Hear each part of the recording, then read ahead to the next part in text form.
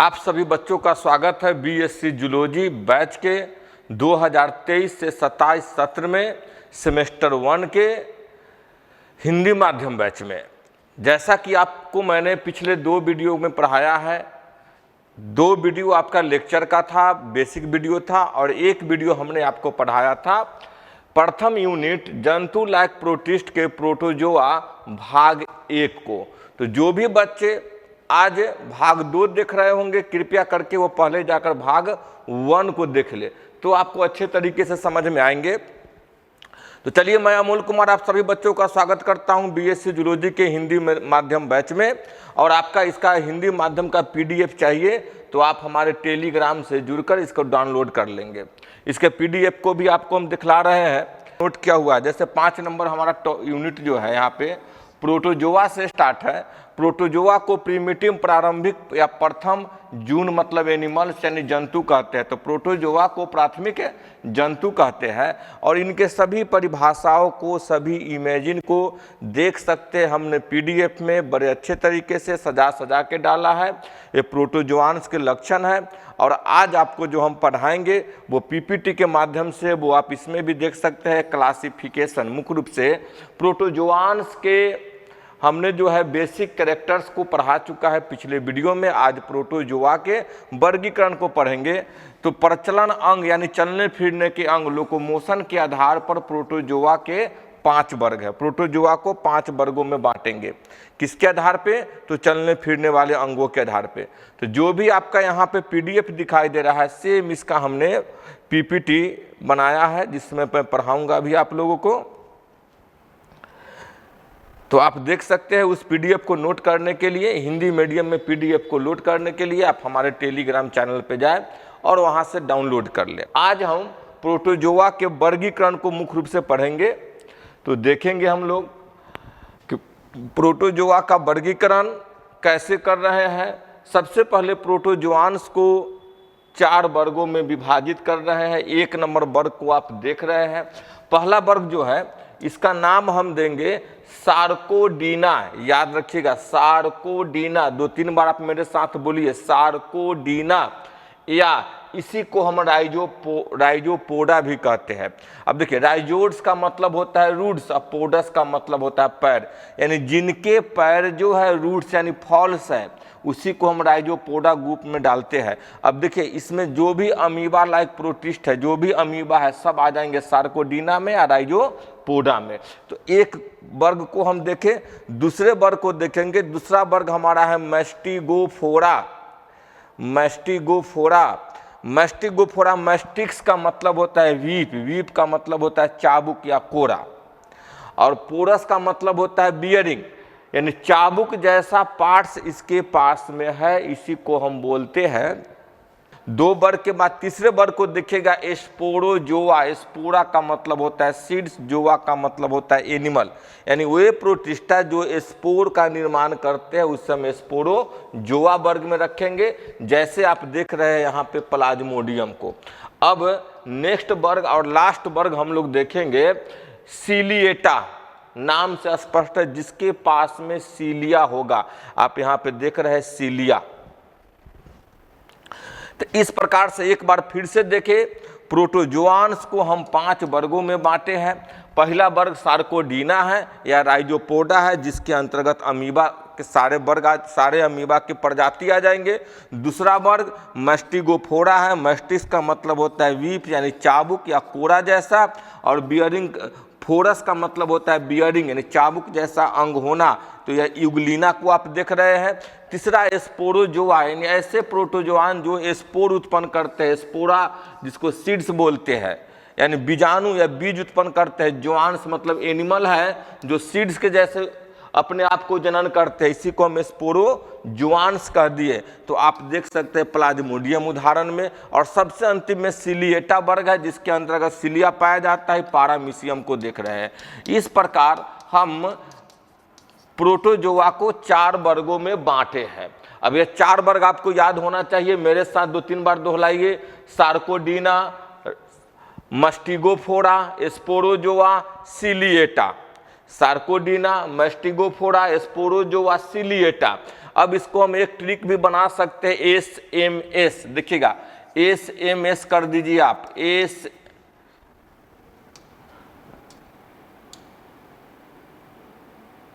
इस ट्रिक को देखिएगा, हमको SMS करना है किसके पास, तो सीली के पास। SMS कर दिए सीली के पास में।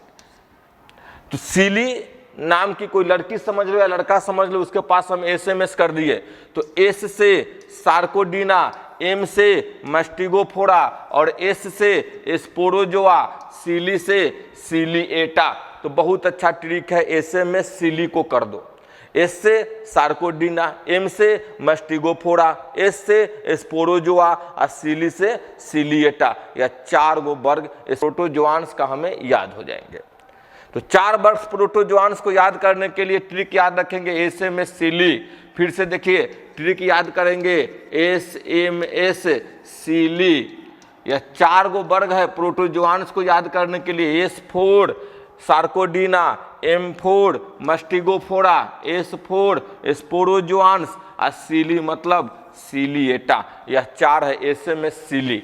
याद रखेंगे, हमारा प्रोटोजोआन्स के 4 गो वर्ग में बांटे हैं प्रचलन के आधार पे, वह कंप्लीट हो जाएगा। अब देखेंगे हम सार्कोडीना, पहला जो ग्रुप है उसके लक्षणों को पढ़ेंगे। तो इनका आकार हमेशा नियमित अनियमित होता है। देखेंगे सार्कोडीना का आकार हमेशा अनियमित होता है, क्योंकि इनके शरीर से उंगली जैसे प्रवर्ध, अब प्रवर्ध का मतलब समझिएगा उभार, उंगली जैसे उभार हमेशा निकलते रहते हैं और लुप्त होते रहते हैं। देखिए हमारा मुट्ठी है, निकला बंद हुआ, निकला बंद हुआ, निकला बंद हुआ, निकला बंद हुआ। तो इस प्रकार इस मुट्ठी को जो बांधे, इसका आकार कभी नियमित नहीं रहेगा, क्योंकि निकलता रहेगा और बंद रहेगा। तो तो यह निकलने और बंद होने वाले को कहते हैं कूटपाद यानी सूडोपोडिया। देखेंगे इसके उदाहरण को, इसमें हम देखेंगे इसे अमीबा के, इसके अंतर्गत अमीबा आ जाएंगे। फोटो को देखिएगा तो इसका आकार कभी नियमित नहीं होता है, क्योंकि देखिए इसका आकार कभी निकला फिर लपेट लेगा, फिर निकला लपेट लेगा, फिर निकला फिर लपेट लेगा। यानी यह नियमित नहीं है, किधर बढ़ा किधर फिर धंस गया। इसलिए जितने भी सार्कोडीना है इसका आकार नियमित नहीं होते हैं। पहली गुण को समझ गए हैं। दूसरी गुण में हम चलेंगे। कूटपाद इन जंतुओं के प्रचलन तथा भोजन ग्रहण का अंग है। ये जो बाहर निकला हुआ भाग है यही कहलाता है कूटपाद, यही कूटपाद कहलाएगा। तो कूटपाद जो है प्रचलन यानी एक जगह से दूसरे जगह जाने के लिए और भोजन करने वाला मुख्य अंग है। ये साधारणतः स्वतंत्र जीवी होते हैं। स्वतंत्र जीवी का मतलब यह अकेले कहीं भी आ सकते हैं, जा सकते हैं, अपना जीवन अकेले जी सकते हैं। परंतु कुछ परजीवी भी होते हैं। प्रजनन प्रायः अलैंगिक होती है एवं द्विविखंडन द्वारा होता है। उदाहरण अमीबा, एंट अमीबा। किसमें? तो सार्कोडीना में। अब चलेंगे सार्कोडीना के लक्षण को आप समझ गए होंगे। यहाँ पे देख रहे हैं हम लोग फोटो को, तो ये अमीबा का फोटो देख रहे हैं। अमीबा का जो निकला हुआ भाग है वही कहलाता है सूडोपोडिया। देखिए यह कहलाएगा सूडोपोडिया, और सूडोपोडिया के माध्यम से यह 2 काम करेगा, एक प्रचलन का काम करेगा और दूसरा भोजन ग्रहण करने का काम करेगा। और इसमें से कुछ जो है स्वतंत्र जीवी होंगे इसके कुछ, और कुछ जो है परजीवी होंगे, और प्रायः अलैंगिक जनन की क्रिया करते हैं। लेकिन अलैंगिक जनन कैसे करते हैं? तो द्विविखंडन के द्वारा। द्विविखंडन को क्या देखेंगे? अमीबा है, इसका मुख्य केंद्रक है। यह केंद्रक बीच से 2 भागों में घंटी के आकार के जैसा बढ़ते चला जाएगा और बीच से ये धंसते हुए चला जाएगा। धंसते धंसते एक समय ऐसा आएगा कि बीच से ही बट जाएगा। आधा साइटोप्लाज्म इधर, आधा साइटोप्लाज्म इधर, एक केंद्रक इसमें, एक केंद्रक इसमें। इस प्रकार 2 भाग में बट गया। तो चूंकि 2 भाग में बंटा इसलिए इसको हम बोलेंगे द्विविखंडन। तो आपको एक का गुण पढ़ लिए होइएगा सार्कोडीना का। बस इतना ही लक्षण लिखते हुए चलिएगा। कोई ज़्यादा हमको परीक्षा में लिखने की आवश्यकता नहीं है। जब पूछेगा कि प्रोटोजोआन्स क्या है, इसका संक्षिप्त विवरण दे, तो हम जब उठाएंगे तो प्रोटोजोआन्स के बारे में परिचय करेंगे, फिर उसका वर्गीकरण में चलेंगे। तो वर्गीकरण में 4 वर्ग आपको याद हो गया होगा, ऐसे में सिलिट्रिक से और सार्कोडीना का जो 2-3 गुण है याद रखिए, और सबके गुण को लिखते फोटो बनाते हम आगे बढ़ते चल जाएंगे, अच्छा नंबर हमारा आ जाएगा। दूसरा हमारा है मैस्टिगोफोरा, दूसरा वर्ग मैस्टिगोफोरा। जैसा कि नाम से स्पष्ट है, मैस्टिक्स का मतलब होता है वीप, वीप का मतलब होता है चाबुक या कोड़ा हंटर। पोरस का मतलब होता है बियरिंग, यानी जिसके पास चाबुक या कोड़ा या हंटर जैसा आकृति है, उसी को हम डाल दिए थे मैस्टिगोफोरा के अंतर्गत। तो इसके हम गुणों को देखेंगे, आप देखेंगे यहां पे कि इसके शरीर पर एक दृढ़ पेलिकिल या क्यूटिकिल का आवरण होता है, इसलिए इसका आकार निश्चित होता है। इससे पहले पढ़े थे सार्कोडीना, जिसका आकार निश्चित नहीं होता है, लेकिन मैस्टिगोफोरा का आकार निश्चित होता है। क्यों होता है कि इसके बाहरी परत पर देखिए, बाहरी परत पर जो लेयर है यही होता है पेलिकिल या यह क्यूटिकिल होंगे। तो पेलिकिल या क्यूटिकिल है, समझे मैस्टिगोफोरा है क्या? तो मैस्टिगोफोरा वैसे प्रोटोजोआन है जिसके पास मैस्टिक्स यानी वीप, चाबुक या कोड़ा जैसा अंग पाए जाते हैं, उन सभी को हम मैस्टिगोफोरा वर्ग में डालते हैं। और इनके मुख्य गुण क्या है? तो सबसे पहला है कि इनका आकार निश्चित होता है। इससे पहले पढ़े थे कि उनका आकार निश्चित नहीं होता है। क्यों निश्चित होता है? कि इनके शरीर के बाहर जो है एक दृढ़ यानी कठोर आवरण पाई जाती है, जिस आवरण को पेलिकिल कहते हैं या क्यूटिकिल कहते हैं। इसके अगले सिरे से चाबुक के जैसे एक रचना निकलती है जिसे फ्लैजिला या कसाब कहते हैं, यह गमन की क्रिया करती है। देखिए, यह जो है चाबुक के जैसा रचना है, जिसी के माध्यम से एक जगह से दूसरे जगह जाने का कार्य करता है। तो हमारा मैस्टिगोफोरा का 2 गुण आप लोग देखें, उदाहरण इसका हो जाएगा यूग्लिना। जब भी हम चर्चा करें तो उदाहरण के साथ चर्चा करते रहे, बिना उदाहरण का कुछ नहीं है। और इसके कुछ जीव स्वतंत्र जीवी होते हैं जिनमें वर्णक पिगमेंट पाए जाते हैं। कुछ पराश्रयी होंगे यानी दूसरे पर आश्रित रहेंगे, और कुछ परजीवी के रूप में होंगे। और अलैंगिक जनन इसमें अनुदैर्घ विखंडन यानी लॉन्गिट्यूडनल बाइनरी फ्यूजन द्वारा होता है। अब लॉन्गिट्यूडनल बाइनरी फ्यूजन का मतलब समझिए, देखिए यूग्लिना का, इसके लंबवत रूप से इसका शरीर का विभाजन होगा। हमने अमीबा को देखा था तो बीच से बंट गया था, लेकिन यह क्या है, केंद्रक जो है 2 भाग में बटा और बीचों बीच फैल रहा है। देखिए, बीचों बीच ऊपर से फैल कर नीचे की ओर फट गया, 2 भाग में बट गया। इसी को बोलते हैं लॉन्गिट्यूडनल फर्रो यानी अनुदैर्घ विखंडन। इसके उदाहरण हो जाएंगे यूग्लिना, ट्रिपैनोसोमा। आगे हमको पढ़ना पड़ेगा। ये देखिए, फोटो जो है यूग्लिना का है और यह फोटो ट्रिपैनोसोमा का है, जिसके बारे में हम आगे जब प्रश्न पूछेगा किसी एक के बारे में तो इसके बारे में विस्तृत जानकारी से हमको वहाँ पे लिखना पड़ेगा। तो अभी हम वर्गीकरण कर रहे हैं तो सबके बारे में थोड़ी थोड़ी जानकारी लेकर चलेंगे। अब आगे हमारा है तीसरा जो वर्ग है वह स्पोरोजोआ। स्पोरा का मतलब होता है सीड, जोआन्स का मतलब होता है एनिमल, यानी ऐसे एनिमल जो स्पोर बनाते हैं उन सभी को स्पोरोजोआ वर्ग में रखा जाता है। यह सबका सब परजीवी होंगे। पहला गुण देखिए, सबके सब परजीवी होंगे और इनके शरीर पर क्यूटिकल पाए जाएंगे। क्योंकि क्यूटिकल पाए जाएंगे तो पता है कि इनका शरीर का आकार नियमित होगा। क्लियर?